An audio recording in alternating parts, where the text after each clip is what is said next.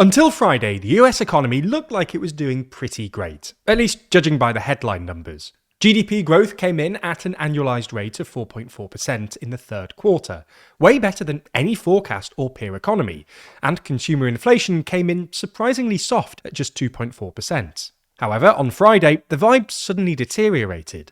Fourth quarter GDP growth came in at an annualized rate of just 1.4%, way lower than forecast. The Federal Reserve's preferred measure of inflation came in higher than forecast, and to top it all off, the Supreme Court ruled that the majority of Trump's tariffs are illegal, jeopardizing not just Trump's political project, but also America's public finances.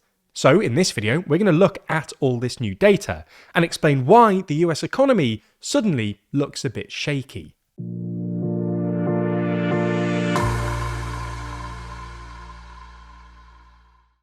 Trump was the world's most influential person on our recent ranking. So in the latest edition of our magazine Too Long, we explain how he retained his top place position, and why that strong result might actually be based on increasingly shaky foundations, as he grapples with unpopularity and divisions within his base. That's just one of 72 pages in the magazine, because as always, there's more to Too Long than you'd expect. Purchase your copy by clicking the link in the description. So let's start with the GDP print. For context, GDP is usually expressed as the sum of four components: government spending, investment, consumption, and net exports, defined as the value of your exports minus the value of your imports. The recent slowdown was driven by declines in three of the four components: government spending, net exports, and consumption. The steepest decline came in government spending, which pulled down the headline number by about 1 percentage point. This was essentially a consequence of the 43-day government shutdown we saw in October and November, which obviously reduced government spending. This shouldn't be of too much concern to Trump. It was widely expected and should bounce back next quarter. The net exports number, however, will cause a bit more concern. For context, net exports measure the value of your exports minus the value of your imports. In other words, your trade balance. For most countries, net exports are a good way of capturing added value. In other words, if you import some stuff, then make it better by adding value, and export it for more, net exports essentially measure this intermediate economic activity and folds it into your headline GDP number. But it's a bit more complicated when it comes to the US, because net exports is basically another way of describing the trade balance. And the US trade balance is affected by a whole load of funky things. For instance, the trade deficit shrunk dramatically in the middle of last year. This was one of the big reasons that the US posted such strong GDP growth in the second and third quarters. Big declines in the trade deficit meant big increases in net exports, which boosted the headline GDP figures.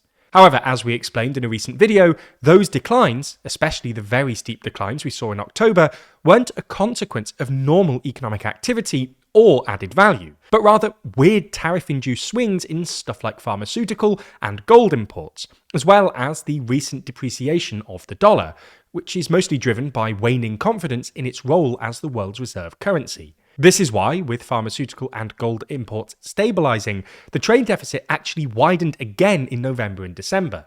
In practice, this means the trade deficit in the fourth quarter, i.e. from October to December, was basically as big as it was in the third quarter, so net exports came in flat.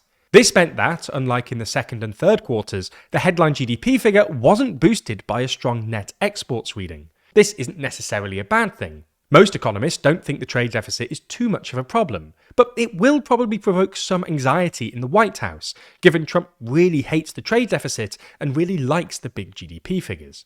Anyway, the third component dragging on the headline GDP figure was consumption. Consumption still increased between the third and fourth quarters, but at an annualized rate of just 1.5%, the weakest read since the first quarter, and well below forecast. This lends credence to the theory that the policy uncertainty that Trump has imposed upon the US created a temporary but unsustainable boom in consumption, because it encourages consumers to spend now instead of later to guard against future uncertainty. Take the tariffs, for instance. In anticipation of the tariffs and subsequent price increases, American consumers probably brought forward at least some of their big purchases. Similarly, Trump's assault on Biden's environmental agenda gave consumers an incentive to rush ahead and buy their electric vehicles and solar panels early, while the Biden-era tax credits were still in place.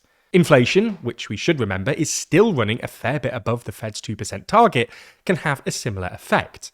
Because when people know their money is going to be worth less in a year's time, they have an additional incentive to spend it now, before it depreciates.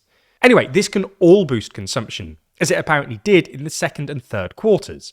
But A, it's sort of borrowing from the future because consumers are spending money now they would have otherwise spent later, and B, it feels rubbish from the consumer's perspective because they're being essentially forced to spend more than they would otherwise. This theory would also partly explain both the appalling consumer sentiment surveys and the steep decline in the savings rate we saw throughout the second half of last year, implying that Americans were running through their savings and, judging by the most recent consumption figures, are now starting to run out of cash.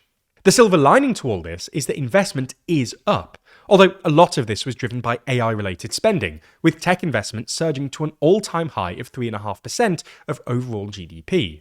So that's why the GDP read came in weaker than forecast. The shutdown plus weaker than expected consumption and net exports reads. There was, however, another number published on Friday that caused a bit of a stir. And that was the Personal Consumption Expenditures Index, or PCE, the Federal Reserve's preferred measure of inflation. For context, PCE is widely considered a more accurate measure of inflation than CPI, largely because PCE updates its consumer basket every month, while CPI only changes it every year. Anyway, in more bad news for the Trump administration, PCE came in at 2.9% in December, up from November, above forecast, and well above the Federal Reserve's 2% target. While it's just one data point, this lends credence to the theory that the inflationary impact of Trump's tariffs was delayed rather than negated. Now, to be clear, this isn't the end of the world. 2.9% is manageable, and without the shutdown, GDP growth would have come in at 2.3%, which is still pretty solid by international standards. But the vibes are now a lot worse than they were a couple of weeks ago. Clearly, the current state of the world is plagued by uncertainty and risk. And just whilst you've been watching this video, your personal information may have been sold or published online without you even knowing it. And you might just think, well, what's the harm in a few spam calls? But unfortunately, it's just not that simple. It may be scary, but scams and identity theft both start with your personal data being exposed online. So that's why we turn to Incogni. Incogni expertly tracks down and removes your data from multiple sites so your personal information can't be bought and sold by bad actors online. No longer will your data pop up on online directories, people's search sites, and commercial databases for everyone to see and abuse.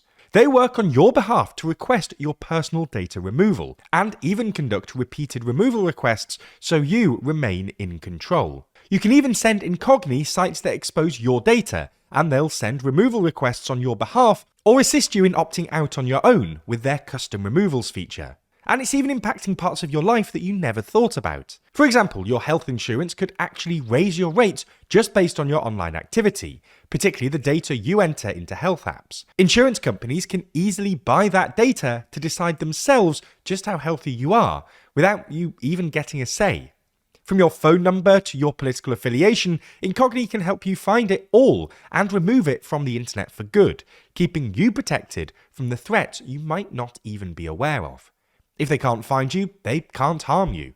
There's no better time to protect yourself, so create an account with our link in the description, granting Incogni the ability to work on your behalf and sit back as they make you safer.